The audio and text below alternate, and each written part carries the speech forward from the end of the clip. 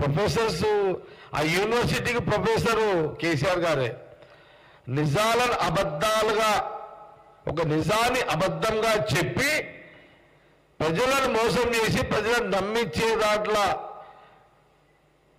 ఎవరయ్యా దానికి అబద్ధాల ప్రొఫెసర్ ఎవరయ్యా అంటే మన ప్రతిపక్ష నాయకుడు కేసీఆర్ గారు అని మనం చెప్పుకోవచ్చు. ఇది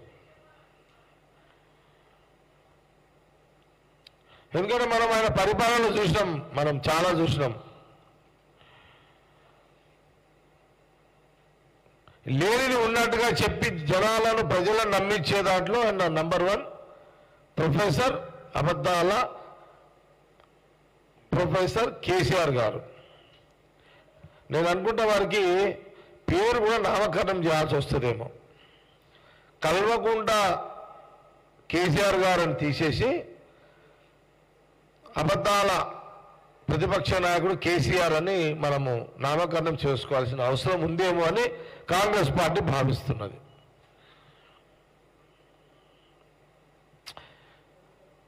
అసలు ఎక్కడ లేని ప్రేమ.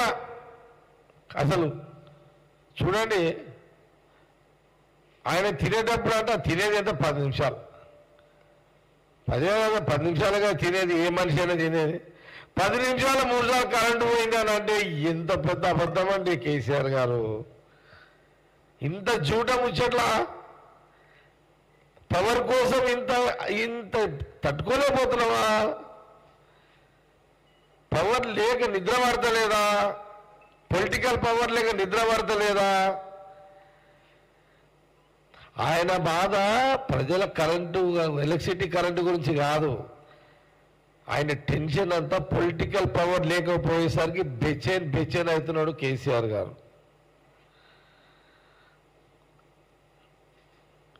వారికి పిచ్చి పట్టిపోతుంది.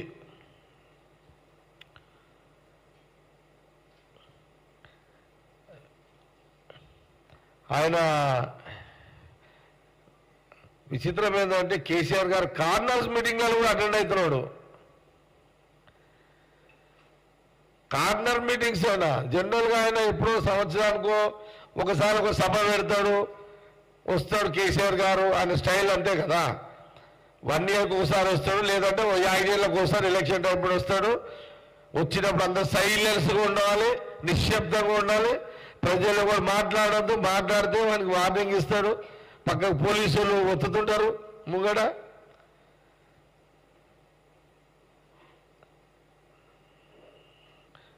కాంగ్రెస్ పార్టీ ప్రభుత్వం సభలు పెట్టినప్పుడు నేను రాజశేఖర రెడ్డి గారిని, రోషే గారిని, కిరణ్ కుమార్ రెడ్డి గారిని చూసినప్పుడు ఇక్కడ ప్రజలు ఎవరైనా లేచి ఏదైనా సార్ మాకు సమస్య ఉంది సార్, మాకు ఇది అందుతలేదు సార్, మీరు చేస్తున్నారు అని అడిగే ప్రయత్నం చేస్తుంటే ఎవరైనా రాజశేఖర రెడ్డి గారిని చూస్తుంటే డాష్ ఎవరు బాబు ఏమైంది అంటే నోట్ చేసుకో అంటుండే.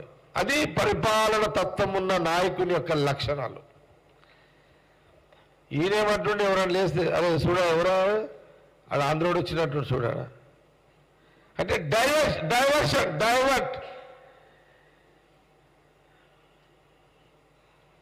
అంటే ఒక మానవుడి యొక్క తెలంగాణ ప్రజలు ఒక మనిషి యొక్క ఆవేదన ఇనే పరిస్థితి గత 9 ఏళ్ళు కేసీఆర్ గారు ఎప్పుడు చేయలే.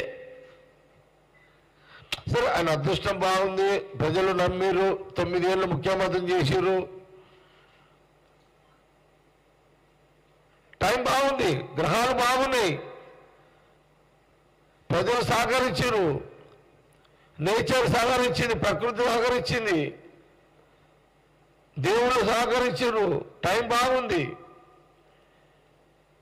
కానీ పరిపాలనే బాగలేదు కేసీఆర్ది.